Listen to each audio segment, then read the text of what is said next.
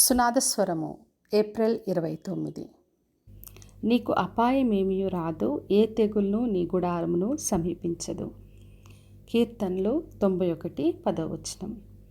చుట్టూ తెగుళ్ళు, రోగములు, సమస్యలు, భయము, కలవరంతో ఉన్న ప్రజలతో ప్రభు ఈ వాగ్దానం చేస్తున్నాడు. నీకు అపాయమేమీ రాదు, ఏ తెగులును నీ గుడారము సమీపించదని బలపరుస్తున్నాడు. మరి దేవుని మనం ఆశ్రయించినప్పుడు, ఆయన రెక్కల కింద మనం ఉన్నప్పుడు ఎటువంటి తెగులు కానీ ఏ ఆపద రాకుండా దేవుడు మనల్ని కాపాడి రక్షిస్తాడు. వేట కాని ఊరిలో నుండి మనల్ని విడిపిస్తాడు. నాశనకరమైన తెగులు రాకుండా రక్షించే ప్రభు. ఆయన రెక్కలతో మనల్ని కప్పుతాడు. ఆయన రెక్కల కింద మనకు ఆశ్రయం కలగచేస్తాడు. మరి ప్రక్కన 1000 మంది పడినా, కుడి పక్కన 10,000 మంది కూలినా అపాయం దగ్గరికి రాదని ప్రభు వాగ్దానం చేస్తున్నాడు.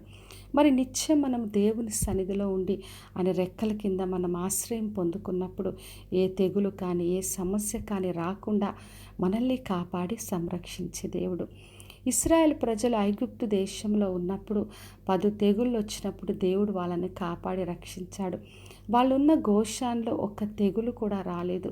దేవుడు వాళ్ళని వేరుపరిచి కాపాడి రక్షించి మరి వాళ్ళందరినీ కూడా దాస్యంలోంచి విడిపించాడు. మరి పస్కా బలిని ఆ రక్తమును వారి ద్వారబంధములకు రాసినప్పుడు మరణకరమైన దాటి వెళ్ళిపోయింది.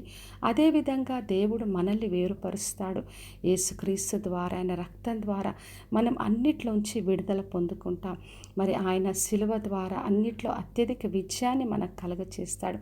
కాబట్టి నిత్యం మనం దేవుని ఆశ్రయించినప్పుడు అన్ని విషయంలో జయమును, విడుదలను పొందుకుంటాం. ప్రకటన గ్రంథం 3:10 నీవు ఓర్పు విషయమైన వాక్యమును గైకొంటివి గనక భూనివాసుల మీద శోధించుటకు లోకమంతటి మీదికి రాబో శోధన కాలమందు నేను నిన్ను కాపాడుదునని ప్రభు వాగ్దానం చేస్తున్నాడు. మరి లోకమంతటి మీదకి వచ్చే ఆ శోధన సమయంలో ప్రభు తన సంఘమును, తన ప్రజల్ని కాపాడే దేవుడు. కాబట్టి నా ప్రియ సహోదరి, సహోదర, దేవుని ఆశ్రయించినప్పుడు ఆయన రెక్కల కింద మనం సురక్షితంగా ఉంటాం. ఏ తెగులు కానీ ఏ ఆపద కానీ మన దగ్గరికి రాకుండా కాపాడి రక్షించే దేవుడు. అందుకే నిత్యం ఆయన సిలువను, ఆయన రక్తాన్ని ఆశ్రయిద్దాం. ఎటువంటి మరి సమస్య మనకు రాకుండా దేవుడు మనల్ని విడిపిస్తాడు. విశ్వాసంతో ఆయన్ని ఆశ్రయించి ఆయన ద్వారా విడుదల పొందుకుందాం. ప్రార్థన చేసుకుందాం. పరలోకమందున్న మా తండ్రి, మా దేవా, ఈరోజు ఇచ్చిన వాగ్దానం కొరకే వందనాలు. ప్రతి ఒక్కరిని దీవించి ఆశీర్వదించండి ప్రభువా.